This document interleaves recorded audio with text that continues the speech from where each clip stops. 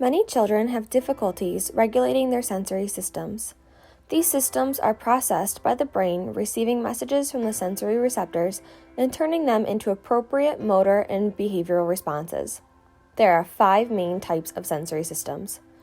Vestibular, how the body recognizes how we are in regards to gravity, movement, and balance. This is what corrects the balance in the body when you wobble trying to put on pants. Proprioceptive, lets us know where our body parts are and how we are positioned in space. This is what allows us to close our eyes and still be able to touch our nose with our index finger. Vision, ability to see the environment with our eyes. This is what allows us to see different colors and their brightness. Auditory, the ability to listen to noises in the environment with our ears. This is what allows us to hear loud and quiet noises. Tactile, also known as touch, is our ability to feel things on our skin. This is what allows us to feel the difference between grass and concrete on our feet. Children with sensory processing difficulties are put into 2 main categories: hyposensitive or hypersensitive. Hyposensitive is also called sensory seekers. These children tend to seek their sensory stimuli, like touch, smell, and movement. Their body is underwhelmed with stimuli and requires extra stimuli to balance the sensory system. Hypersensitive is also called sensory avoiders. These children tend to avoid those sensory stimuli like light, touch, or sound. Their body becomes overwhelmed when too much of a stimulus is present. Sometimes children can be both hyposensitive and hypersensitive, either in the same sensory system or different systems. This means that they can be seeking some sensory stimuli while trying to avoid others. When children are hyposensitive, this may appear as being clumsy and easily frustrated. These children play with their toys too hard, and they run into furniture and don't notice. When children are hypersensitive, they don't want to move around and touch things.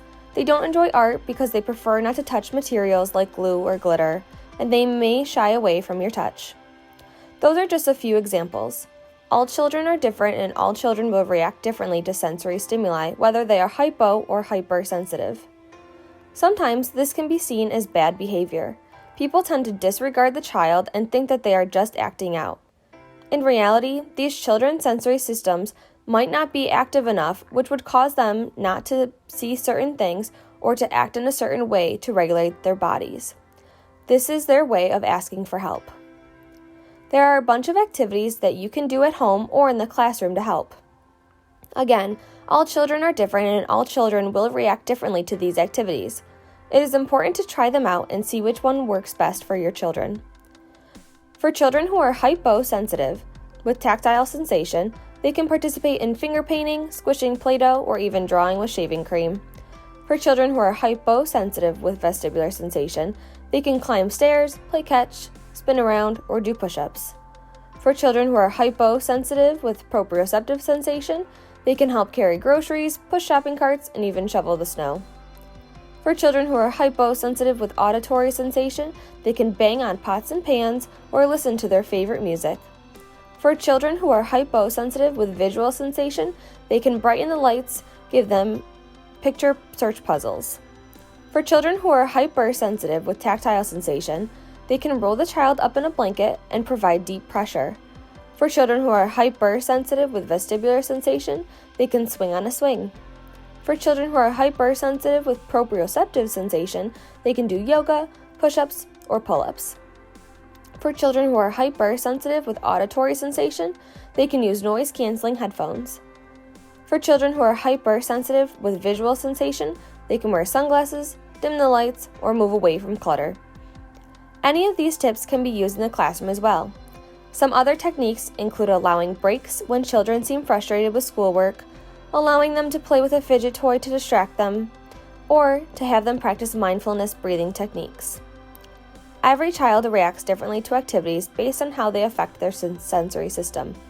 By combining some of these activities, you can create a sensory diet.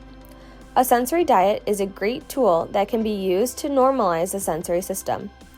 It includes a group of activities that are specifically scheduled into a child's day to assist with attention, arousal, and adaptive responses.